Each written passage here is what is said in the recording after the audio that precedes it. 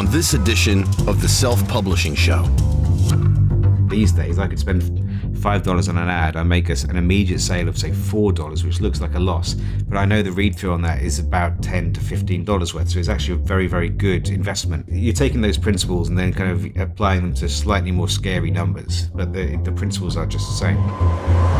Publishing is changing. No more gatekeepers. No more barriers. No one standing between you and your readers. Do you want to make a living from your writing? Join indie bestseller Mark Dawson and first-time author James Blatch as they shine a light on the secrets of self-publishing success. This is the Self-Publishing Show. There's never been a better time to be a writer. Hello and welcome to the Self-Publishing Show with James Blatch. And Mark Dawson. Here we are for another week of bants and laughter, and there's no interview this week, so it's 40 minutes of pure banter. We're going to be looking back at 2019 and the year that Mark Dawson had the driving authorial force.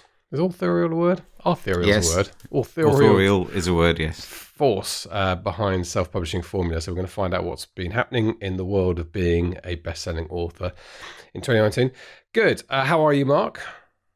I'm all right. Not too bad. Yes, looking forward to 40 minutes of unmitigated banter. So yes, good. Well, I've got a couple of things just to do before then. First of all, I want to say a thank you to Easton Charles Livingston for becoming a Patreon supporter. I think I may have said his name wrong last week, so I just want to correct that right at the beginning. Very welcome, Easton. Thank you very much indeed for supporting us. You can go to patreon.com/self-publishing show if you want to be a part of this show and get some goodies in return.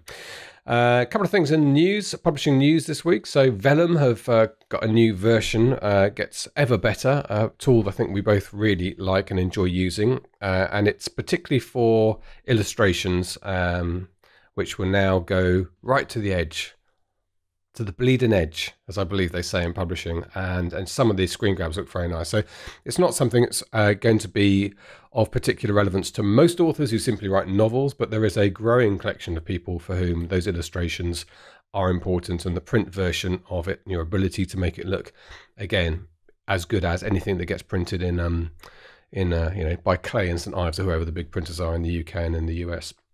So that looks very nice. Onwards and upwards with Vellum. I was also going to mention Convertkit had a slightly strange announcement during the week, because I got briefly excited by it, because I've often thought, so Mailchimp have grown. I mean, Mailchimp, they are a massive default mailing list provider. You're still could say they're the gorilla in the room, James. They're the gorilla in the room. And you're, for instance, with Mailchimp to this day, and that's largely down to the fact that when you shop around at the beginning, they offer a free service for you to get going, and it lures people in, and then and it's quite difficult moving away from a service provider. People are reluctant to do it, so they end up their very good tactic. Now, I thought it was a bit odd of Mailchimp last year to make that slightly less of a good offer, their free service, but they may have had their reasons for it. But nonetheless, there is still a good free service there. And ConvertKit, who people do move on to very often if they want to become slightly more sophisticated with their mailing list provider or one of the others, and MailerLite and so on, they didn't have a premium free bit, but they announced they did. And I posted it into our group thinking, oh, this is quite good. ConvertKit got a free bit. This could be a big game changer. But then you read the details, and it was so restrictive to be, I would say, not really worth it, to the point where, well, firstly, to say that you can't send an email on the free service, on the free plan of ConvertKit. Yeah, it just kind of defeats the point of an email service provider. So basically what they try to do is get you to build your list. And then when you've got your list, obviously you'll want to send emails. So at that point, they charge you. But it's just a terrible business decision.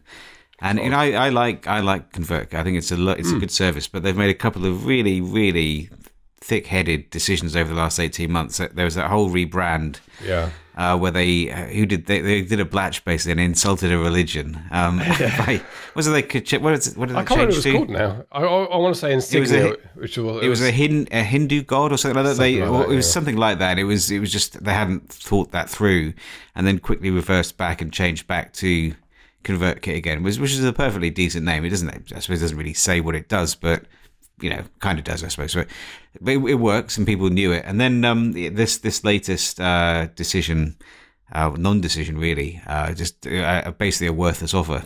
So And it would annoy me as well. Well, if you signed up thinking, oh, great, I've got a free plan, I can send some free emails, then you realise you can't. It's actually, I think, counterproductive. A little bit deceptive. So not the best decision, I think, on their part. I mean, you can, if you sign somebody else up, you get 100 free email slots. You can send emails to those 100, but woohoo! I know.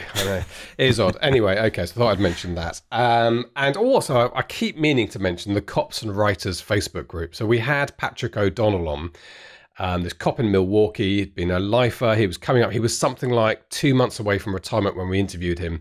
And he's been shot. Well, we've all seen that film, right? We know what happens when somebody's 2 months away from retirement from a life on the violent streets. There's going to be a Carlito's Way moment. Just one more mission. Just one more mission. However, he did his one more mission, and he's retired, and he's safe and well, which we're delighted for, Patrick. And anyway, he mentioned this Cops and Writers Facebook group in the interview that we recorded in Las Vegas in November, and I sort of dialed into it a month or so ago. And do you know what? It's absorbing. It's a really brilliant group. I think you'd enjoy it. It's populated by real cops and attorneys. And so people type in things like, so you've arrived, you're the first cop on a scene of a dead body, a couple standing there, he's holding the knife and says he did it. What are your immediate actions? And then cops weigh in and say, well, they sometimes disagree a little bit about their procedure, but really useful stuff for somebody writing. And obviously in their mind, they know the woman killed them and the man's going to take the blame. So they're trying to understand how it all works. And lots of threads like that, the body's discovered in this position, what do you do next? And attorneys weigh in, if can I get my diary back if it's evidence in a murder trial was a question today, and you get attorneys explaining the differences in states. It's a really interesting little Facebook group. Once you start scrolling down these threads, you get lost into this world of expert advice and people's real life experiences on the front line of law enforcement. You murder things every Friday. Yeah. Names. Yeah, I do. Geographical locations. Old Eastern Charles Livingston. He's got lots of name checks now, though. So I thought I'd mention the Cops and Writers Facebook group, and I definitely think you should plug into it at some point, because you are, of course, developing a little police thing in the background, which I guess we're going to talk about as possibly, although it's a 2020 project, really, isn't it? But yes, it is. And the final thing that I've got to say in the banter bit, which you can skip if you at your peril, lots of people said, by the way, in response to our rants last week, that they really enjoyed the banter, which was lovely. Lots of love for the bants. The final thing to say is you may have noticed I'm wearing some merch. I am wearing a Mark Dawson Self-Publishing Formula hoodie. And mine, if I get up here, I have one of these logos. Hang on. So you will remember, Mark, you can explain this better than I can, that you had an insulting first email. of all, remember this is a podcast. What are you wearing, James? Describe it for the audience. I'm wearing a hoodie in a rather fetching grey from Amazon Merch Store. It has the Mark Dawson Self-Publishing Formula logo in the top left, and then a main logo, which I've chosen. There's lots to choose from. You can simply have the Self-Publishing Show, which looks really cool. But you can also choose one of these levels, which was devised. It comes from a sort of in-joke in our Facebook group, following a very snarky email to you about you being a journeyman writer at best. And people took all the various insults from this email and turned it into a list of your earnings level as an indie author. I think the top one, I think this is $1 million a year plus, isn't it? That's Yawning Hippopotami. Yes, Yawning Hippopotami. So you've basically broken the rules by wearing a shirt you're not entitled to wear. So yeah, I have. There needs to be penalties for people who do that. In my defence, this was the very first one we uploaded to the shop, and we wanted to order it to find out what it looks like. Look, you can go to selfpublishingformula.com/merch, and you can be the proud owner of a T-shirt, a Self-Publishing Formula or Self-Publishing Show T-shirt or hoodie. And I have to say, this is really good quality. I mean, hoodies and T-shirts are what I live in, being a child who never grow up. And this is really good quality. I'm really impressed with it. So I think it's £28 in the UK. So I guess that's about $34 for the hoodie. Which is basically as cheap as we can make it. We're not making any money on these. We just we uploaded them. Actually, it's been quite a lot of work. So kudos to Catherine for a lot of work getting these designs uploaded, and also to Sarah, who's our designer, and John as well. He's been working on. John, who's in India, sitting on the veranda, putting this store together as we speak. So, but it is live, and you can buy them now. not everyone in every country can buy it, just because Amazon Merch Store doesn't deliver to every country. So I did notice some quite big countries like Spain, not on the list, and Italy. It's not that they don't deliver. This works just the same as KDP print. So there is a big cell, like a print cell. There'll be a T-shirt print cell attached to a big Amazon warehouse. And I've been to the print cell in Milton Keynes for the UK. There may be more than one now. And obviously there's a few in the US. But not every geographical location has one of those yet. And what they're not going to do is print it in the UK and ship it to Australia, because Amazon's business model doesn't work like that. So unfortunately, some of them aren't available. We might see if we can work out a way that we can get people in different countries. We could always buy them and then ship them on, or something like that. I'm sure we can figure something out. Yeah, drop something into the group if you're desperate to have one, and why would you not be desperate to have one? And we'll sort that out for you. I think it ships to about 56, 57 countries, so it does ship to most of the big ones. Right. And yeah, selfpublishingformula.com/merch, MERCH. And there they are. I'm just scrolling through now. They look good. I think the logo ones, the self-publishing show ones, look great. There's a women's t-shirt, which is slightly more fitted, and then a man's t-shirt, hangs down straight. Which one are you wearing? I'm actually, my t-shirt's in the wash. I've been wearing it all week, so I'm just wearing the hoodie. This is a medium hoodie, which fits me perfectly, I'd say. No, I am impressed. I think they're going to be great. And I think a lot of people would turn up to the Self-Publishing Show live in March. Well, that's the plan. Wearing this, yeah. And then hopefully London Book Fair. Good. Okay, now we are going to have a look back at your year 2019. This is all a mystery to me, so well, not a complete mystery because I work alongside you every day of the week, and you never stop droning on about everything you're doing. But I don't know exactly how you're going to stage this. Why don't I ask you? Nor do I. No, why not ask you to start off by saying, did you have particular things you wanted to hit in 2019? I know you're not big resolutions man. No, I'm not, and I don't really hit targets. I don't go for targets either. So no, I mean, obviously I want to get growth, so I want to grow the business from year on year. So in 2018, for the first time, I hit 7 figures. So I did $1.1 million in 2017 revenue, so that's not profit. I don't exactly know what profit was in that year, but obviously thrilled about that. I think I hit the million in about, I remember it was about the end of November, and I remember being in my study upstairs, just refreshing my book report, waiting as it got to 999,998, knowing that the next few refreshes it might hit that 7 figures, and I wanted to kind of get a screen grab of that the moment it happened, which was pretty nuts to think that was possible. I would never have said it was possible when I started doing this, but that was cool. So I wanted to try and beat that as if I could, and the good news is I did beat it. I have been posting for about 18 months now, monthly income reports into the Self-Publishing Formula Facebook group, and so I could see that we were on track to do that, and I think I went through $1 million around about July or August last year, 2019, and actually ended up with just from KDP, so it doesn't include a few other things which we might get onto, but just from KDP it was 1.579 million last year revenue from those KDP book sales. So that includes what I call a la carte sales and also Kindle Unlimited page reads.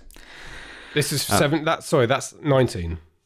That was last year. Yeah, last year. And the breakdown, I've taken a few numbers down, it's kind of, so we might want to touch on some things, but I don't have the split between KU and sales. I think it would have been around about 50-50. Okay. And this year it has been a little more towards KU, so 55-45, I think, this year in terms of KU, which is quite interesting. So definitely that part of my audience is growing at a faster rate than the sales audience. Okay, and a couple of things changed for your sort of new ventures in 2019, and one was a new print deal. Just explain to us, 'cause obviously you can upload your book and have it as print on demand on Amazon, but you obviously felt you were missing out on some other outlets. Well, yeah, nothing has actually happened with that deal yet because the first book hasn't been published. But I think I probably do about $2,000 to $3,000 a month from print on demand. So that's people going onto the website, probably from seeing an ad, and then clicking the format that they want, and they prefer print. So it isn't people buying them in stores; it's people buying them on Amazon and then get them downloaded. Which is obviously, that's not to be sniffed at. That's about as much as I was making at the getting them printed. You should say. Yeah, printed and sent out. Yeah. Yes, yeah, just like t-shirts and hoodies. So has been. It's pretty good. It's not to be sniffed at. That's a pretty decent, 3,000 or 4,000 a month in terms of just print. That's excellent. But I don't think it definitely isn't touching anywhere near the level that I could hit if I could get into supermarkets and Waterstones and airport bookstores and Smiths and places like that. So what we've been working on, I had a phone call this morning actually about this, and I've seen the cover of the new edition.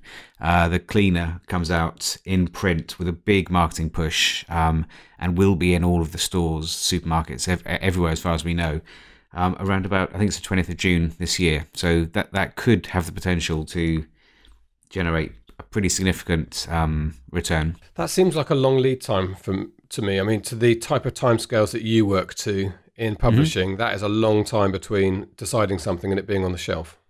Yeah, there are reasons for that. So the stores will only, we want to get this, it's going to be in hardback, and we want to make sure we have, first of all, we time it so that it's not going up against the new Lee Child book or new James Patterson book, but also because Tesco's will only have about 6 slots every month for new stuff that they'll promote at the level that we want them to promote. So we're bidding against other publishers to try and win those slots. And so what the sales team has had to do is sit down and work out which, in the same way that a film will be pitched depending on what else is coming out and what availability there is and what the market is like in that time.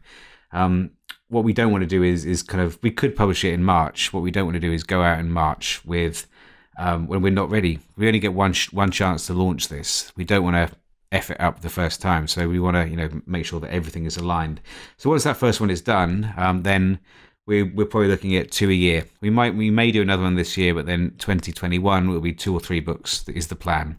Not necessarily all in hardback, possibly in paperback, and just going to fire those out. So I'm just laughing. People on the podcast won't be able to hear this. James's mic keeps raising itself, and it's a little bit phallic. I have to Are you finding it quite erotic? I'm finding it a little bit erotic. Yes, it's a bit strange. It just keeps really rising annoying. Up. This is a really expensive arm as well. You've got one. You've got the same one, haven't you? I think I do. Yes, I do. Yeah, mine is resolutely not erecting itself. Anyway, yes, you can get a blue pill for that. You can. Yes. Okay, I might weight it down with something whilst you're talking. You're next to rambling. Oh, your succinct answer. Okay, so that's exciting. And I suppose the next question is it going to be worth it for you? I famously, Barry Hutchinson on this show said that he calculated that book in a supermarket of his netted him something like 11 pence. Yeah, but Barry would have been on about 10% of the cover price. I'm on 50%.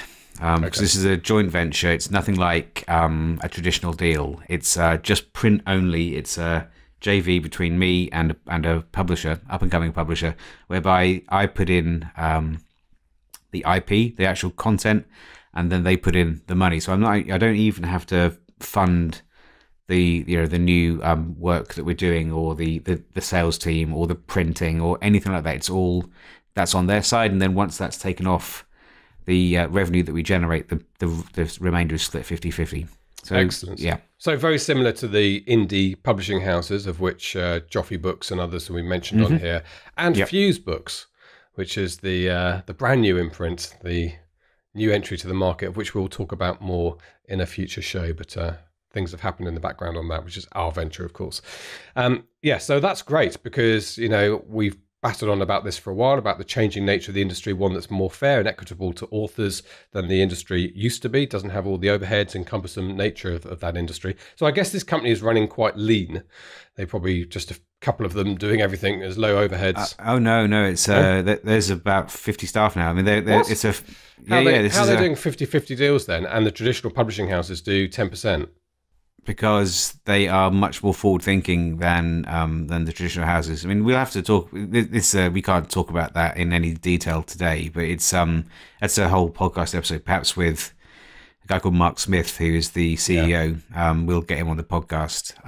He's entrepreneurial like me, so the two of us, we think the same way. So nothing like a traditional house. Very, very different kind of structure. So that's the kind of the headline figure. And that doesn't include things like Thomas and Mercer. So there's another 100,000 or so from Thomas and Mercer for 6 books, maybe more than that now, in the Isabella and Beatrix series.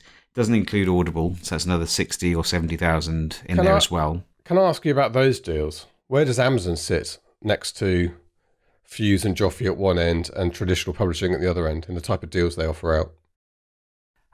Not quite as generous, but much more generous than would be the case for a normal operation. Yeah, okay. I don't think I'm actually allowed to talk about percentages. I mean, anyone who's published by imprint will know what that is. It won't be that different from person to person, but it's not something that I can talk about on the podcast.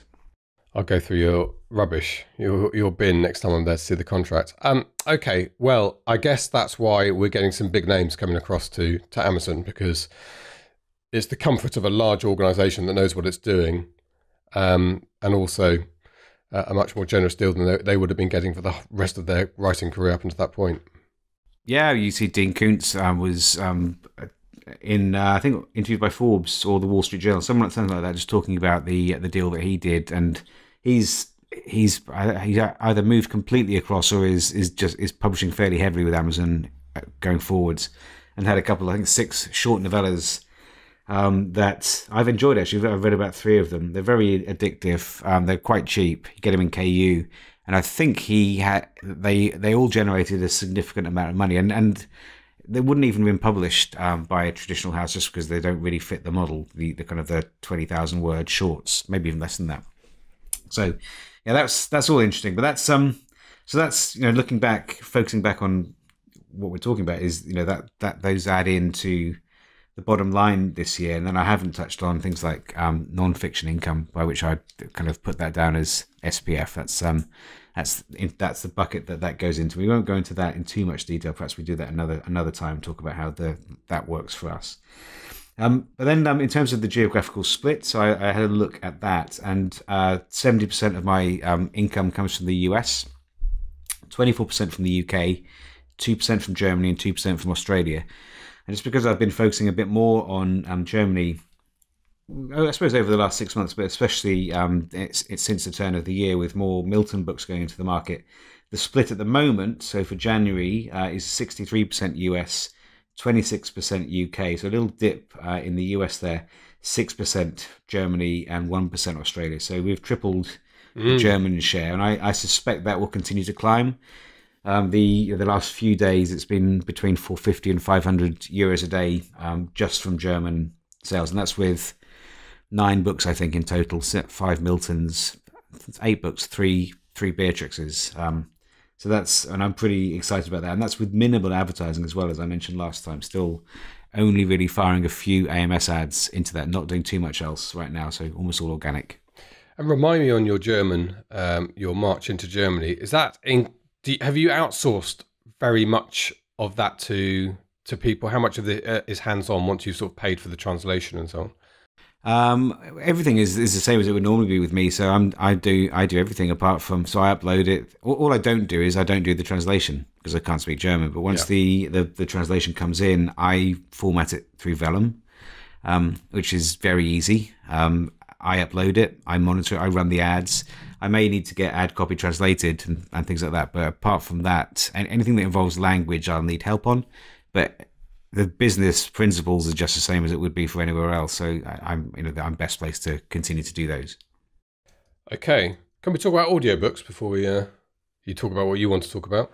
Yes. What would you like to talk about? I want to know a little bit about your, how many you have in audio. Is every book you do now automatically at some point you do audio? In which case, how do you do it? What's your deal?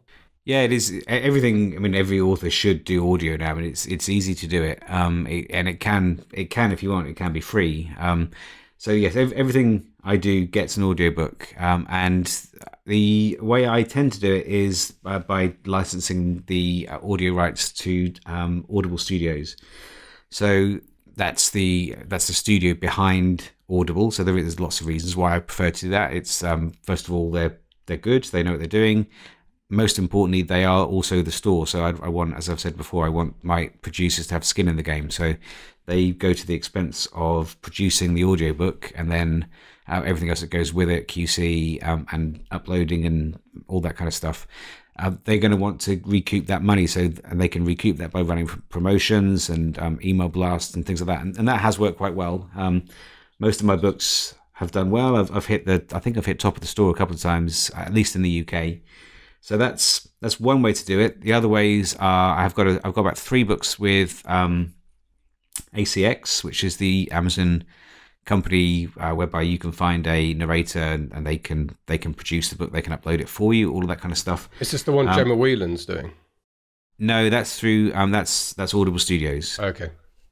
Yeah, so I don't think she wouldn't be on ACX. I don't think you get too many famous narrators on ACX, but so she would be found by Audible Studios themselves.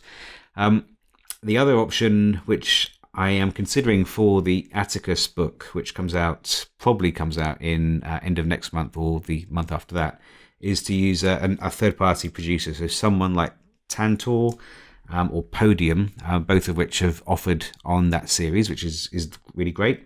So I'm just weighing up at the moment whether which I prefer, whether Audible, which is actually I've had 3 offers on that series now from Audible, Tantor, and Podium, all quite keen to try that out. I've got to make my mind up as to which of them I want to go with, which is going to be something that I'll do in the next 3 or 4 weeks. How important is audiobooks in your income? Well, I mean, last year it was about 60 to 70,000 for. I don't think it was any more than that. Probably a touch more than that. Maybe about 80,000 in total for audio income. So it's about 5%. Okay. Something like that. I mean, I think others do a lot better than that, and it is something I could probably optimize. If I wanted to, you can get a higher royalty rate by doing it through ACX. That top of my head, I don't recall exactly. I think it's 30%, something like that. Whereby if you want to pay for the upfront recording, which I think would cost about 2,000 to 3,000, you can then own all those rights, and then anything you make going forwards on that, you would take a much bigger chunk. The deals with Audible Studios are much more restrictive in terms of the amount they're prepared to offer as a royalty. Again, it's one of the things I probably could think about, but there's only so much that I can do, and I have to prioritize where I want to spend my time, and I don't know that I want to spend my time in QCing 10 hours of audio. Whether I can get someone else to do that is another question, but then I've got to manage them, and it's more hassle and work. But, on the other hand, I quite like money, and yes. I could probably make a bit more that way. Good. Well, Gemma Whelan's, I'm excited about her doing your books. She's quite prominent in the UK at the moment. She was in Game of Thrones, but she's starring in this ITV crime drama based on real murders, which everybody seems to be watching at the moment. So she's high profile at the moment. Yeah, she is. Yeah, so that's available now. She's done the first one. It's been up for about 6 months, and she's down, I think, to do another Beatrix one when I finish it. I've actually sold a Beatrix book without having written it. So by the end of the year, I'll need to have done that. So no pressure on me for that one. Good. Okay. So we've done your German foray. We've done your Audible books, or audio books, I should say, and your overall figures and your print deal. What else was big for you in 2019? What changed? Well, spending is we've done revenue. We haven't actually done outgoings, which was it.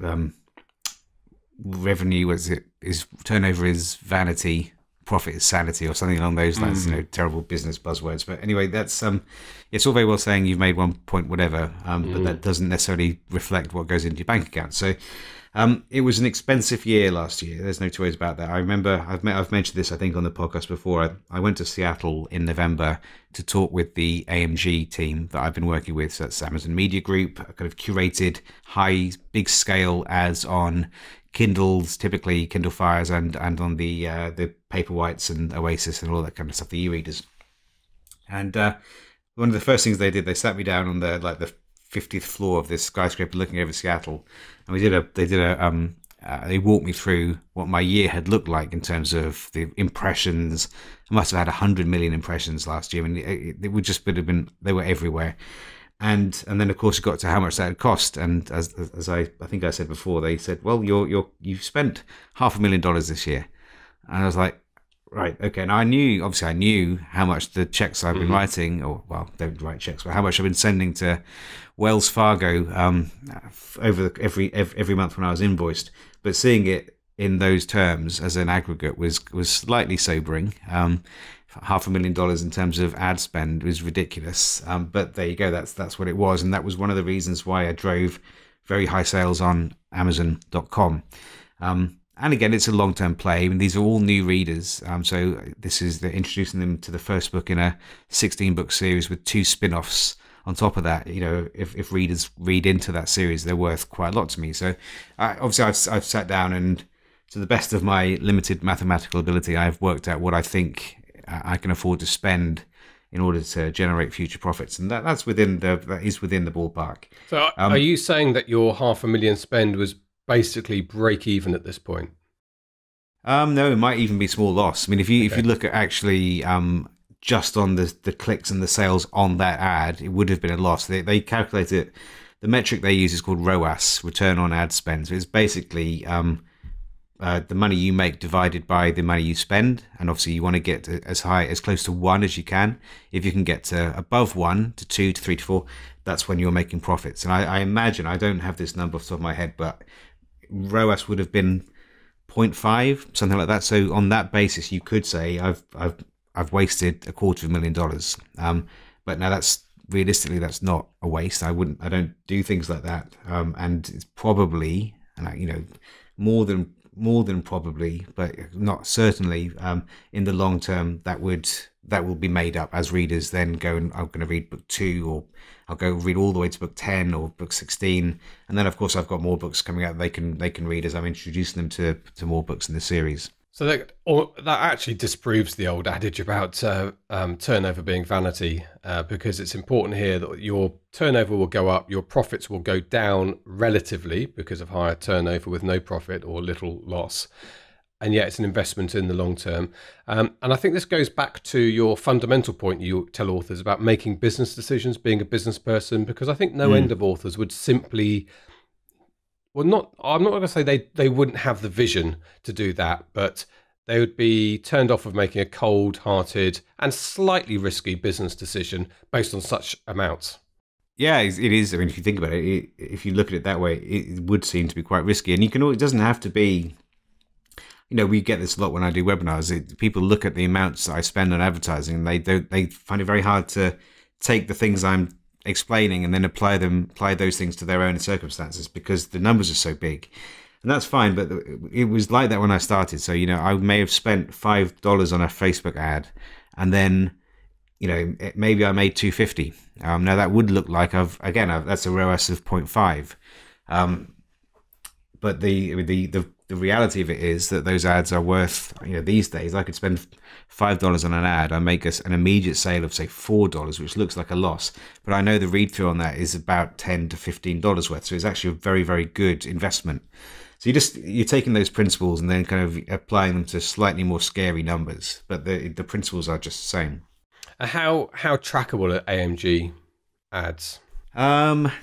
Reasonably. I mean, they give you get a rep, and I have weekly phone calls with them when I'm running campaigns, and they'll send me reports, and I can ask for data as I want it. They'll send me daily emails on how much I spent the day before, how many impressions that served, and how much they think it's made. And I often find their numbers in terms of the sales don't marry up with what I'm seeing in the KDP dashboard, which is really annoying. They also can't track KU, which is doubly annoying, because that's a very big, up to half of the impact of the ad is not trackable. So what you have to do is I've got an enormous spreadsheet now with all of my daily ad spend. So all 3 or 4 platforms that I'm using. It takes me about half an hour now probably to do it. And I'll plug in how much I've spent and how much I've made using data that I can see. So the KDP dashboard looking at sales and the KU reads, and then comparing that with what they've told me that I've spent. And I ignore everything else they tell me. So as long as that I make decisions based on what I can see, because at the end of the day, that's what goes into my bank account. So are you carrying on with that? I am, yeah. I mean, I'm taking we ran a campaign starting in January. It was going to be a fairly big one, 40,000, I think it would have been for January, and it was a complete failure. I could see immediately it was spending really fast, but not generating the sales I'd expect. So I switched it off, and we've had a few kind of postmortems about what was wrong with it, and it was basically trying new targeting, because when you spend $500,000, you're getting millions and millions and millions of impressions, and it's quite hard to find people who haven't seen the ads before. So we were trying something a bit left field, but I thought it certainly had potential. I could see that it would work might work from my Facebook experience, but it turns out it didn't work at all. So we just killed it. And interestingly, sales have remained very healthy this month, and probably, I mean, the one thing we know in terms of the other platforms I'm spending, that it's not just AMG, but the monthly expenditure percentage is usually about 40% last year. So I'm spending 40% of what I'm bringing in. This month the spend is about 10%. Sales are about the same, including the AMG bit that you spent and then turned off. But if I included that, I probably spent about $6,000 on that failed campaign. So kind of not really looking at that. But even if you included it, it's not going to make a massive difference. You're probably looking at maybe 15% as my percentage of revenue going on to expenditure. And profit has maintained just about the same. It's actually possibly about the same, maybe slightly better. So with that being taken into account, the actual profit that we're making this month is much better than it was last month, even with that big spend. So it's interesting. So just keep an eye on that. And can we just take a second to praise Jeff Bezos and the Amazon model here? Because you're basically paying for the ads. The ads are advertising a product they sell that they get 30% profit from, plus a little bit for costs of delivery and so on. And that is a win-win from their point of view. What a beautiful model that is. I know. It's very interesting how that has developed. But yeah, it's true that they kind of win twice, which is... They should spend 30% on the advertising. Yeah, in theory. I mean, I think I've tried to make arguments along those lines before, and they just basically laugh at you. So. Yeah, I suppose they are running the advertising. That's the thing. You're paying in part for people. They are. Yeah, and you know, they're very professional. I've got nothing but praise for the guys I've worked with. I've done AMG ads in all three major jurisdictions now: Germany, UK, and US, and you know, they're all different levels of success. US, bigger installed base, and more people that you can send the ads to, and when it's been, you know, I wouldn't spend that much if I didn't think it was working. So you know, so the total spend. So I mean, people show that we're completely honest about this and open. Is around about $500,000 on AMG, Facebook about 40,000, and AMS about 130,000. So the total spend last year was about $670,000 on advertising. I'm surprised how little, in a way, you're spending on Facebook ads now. That's really changed around, hasn't it, over the years? Yeah, but also in this month, it's completely the opposite. I'm spending much more on Facebook ads. Some of the things I've been teaching in the advanced Facebook class, I mean, they're working very well. So no need to go into too much detail now, but slightly working on the targeting a little bit, and engagement, and seeing people through the reader funnel, the concept that I introduced in the ads class has been working really well. And especially in the UK, I'm putting in maybe $150 a day in terms of UK spend at the moment, and that's generating 200 to 250. So you know, looking at a pretty good profit. So gradually just turning that tap again and increasing the spend on those ads. That's the thing with, you know, you've got all these different levers. You can pull them all at different times. What I wouldn't want to do is spend $500,000 on AMG and then $500,000 on Facebook ads in the same year. You know, we'll see. Maybe we'll get up to that level eventually, but you know, you've got to focus quite a lot to make sure that everything is working as you want it to. And to focus on AMG and Facebook at those kinds of levels is a bit beyond what I have the time to do. So, got to be a little bit careful with that. Okay, before we move on to the next subject, any word from Hollywood? Still ticking along. So they didn't get any success with the first round they went out to, and NBC Universal was the studio that was funding that level, the early development, and they had optioned the book twice. In other words, Universal had paid me twice for an annual option to give them exclusivity for a year. They decided they didn't want to do it 3 times. So as far as we were concerned, that was probably the end of that project with those people. But then we got an email before Christmas from the producers, and these are the guys that made the Bourne films, and saying that they really want to get this done, and they've now got a financier who is prepared to step in and push it forwards. So again, I'm so laid back about this. There's nothing I can do. If it happens, it happens. If it doesn't happen, c'est la vie. I want to be in a limo going down Hollywood Boulevard to some sort of red carpet. Well, we event. could do that anyway if you want. Do that anyway, yeah. Just pretend. Okay, what else, Mr. Dawson, have you done in your busy 2019? We may as well, also note the other expenditure. So another big one was production. I have down as production in my account. So that typically was translations, cover, and editorial. And that was about 70,000. Last year. And that's mostly translation. So about 15 books I had translated into 3 different languages, Spanish, German, and French. And you're looking at around about £4,000 for each of those to be done, including the actual translation, editing the translation, getting the cover, and getting those books up there. So again, a pretty significant expense. And adding it all together and deducting deducting expenditure from revenue brings out the total profit was around about 750,000 last year, which is obviously I'm very pleased with that. Looking to very happy with that, very satisfied with that, but because I'm also quite competitive, and that's a good way of keeping score. I want to do better this year, and I'm looking. Actually, the one thing I didn't mention was that was with 2 new releases last year, so only 2, which I kind of surprised myself when I look back at when I was putting this together, thinking about how the year played out. And although I'd written, I think 4, only published 2, and the reason for that was The Vault, which was it was an Audible original. They had 6 months exclusivity. I can only release that after 6 months, so that goes live on the 31st of January. So in about this time next week, when this podcast goes out, The Vault will be available. Available at all good bookstores. I'll see, always selling. And the Atticus book, I finished that in November, and that could have been released last year, but I've decided to hold on to that for a bit, just so I look at the options I have available to me for launching that series. Are you thinking about a deal with Atticus? We're looking at everything. So my publisher is shipping it around at the moment. So my agent is putting it around London at the moment. Just because, why not? I don't mind them having a look at it and making an offer. I know what those books could be worth. If they sell as well as the Milton books, they're worth probably a few million. Now, it's not realistic to think that a publisher is going to make me an offer high 6 figures for 3 books. Just not likely, but they might. And there's no harm in putting it out there just to see whether they want to, talk to me about what might be possible.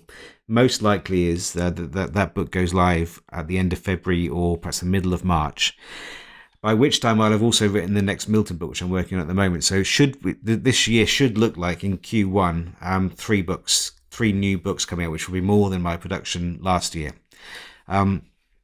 And the aim is to do, I'd say, at least 5, maybe 6 new releases this year. That's what I'm kind of shooting for. Hopefully, those books, typically the new releases will sell really strongly. Bright Lights was the last Milton book. That's done really, really well.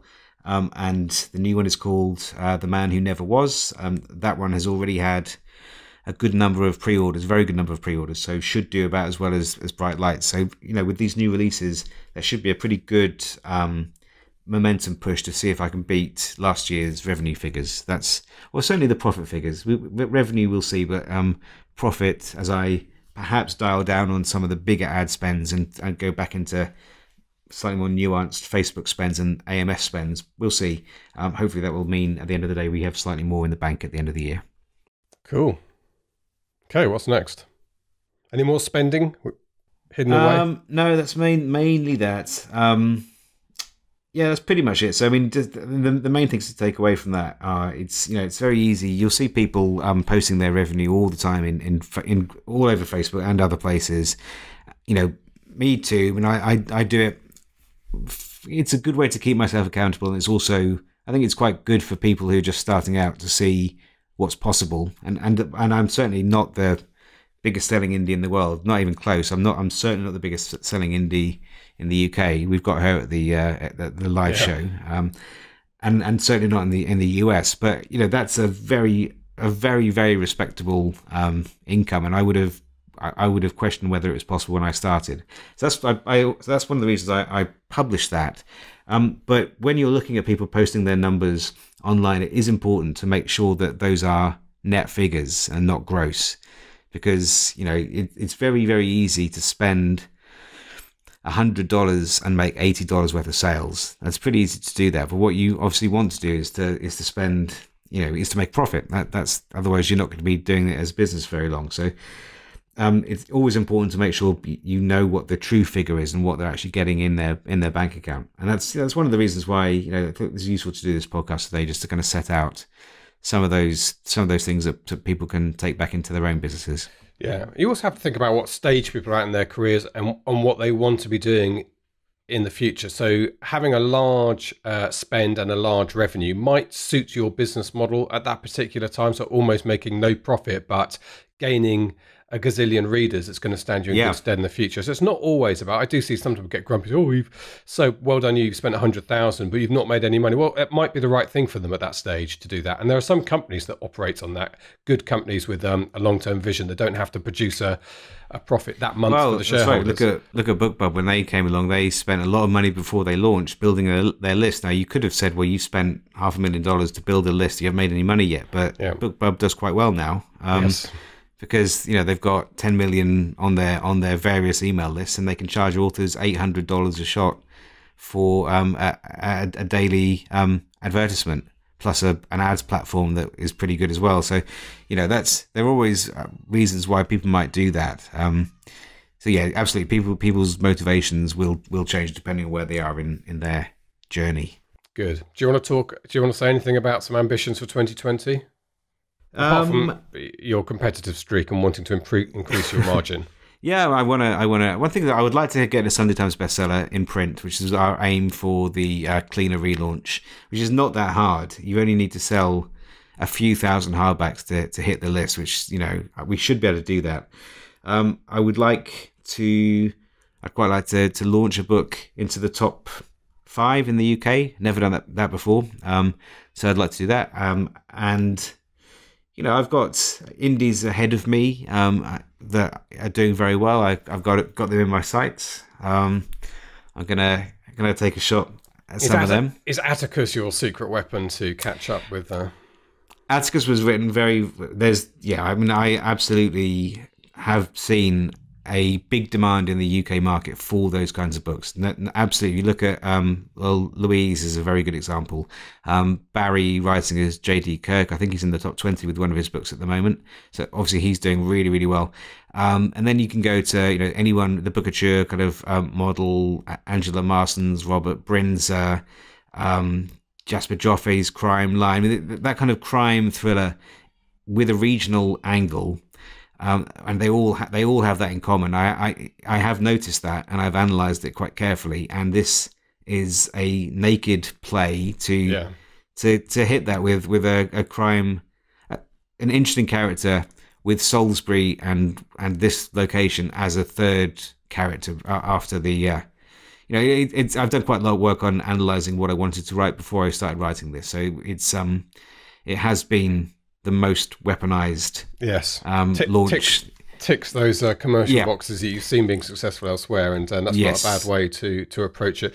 I'm surprised you didn't write a regional detective series about a man called Swallow from Norwich. I knew you were going to say that. Who is not afraid to break the law. For instance, if he wants to get somewhere fast, he might go over the speed limit. Yes, listeners and viewers, if you're not sure what James is referencing here, of course it is Alan Partridge. But who else?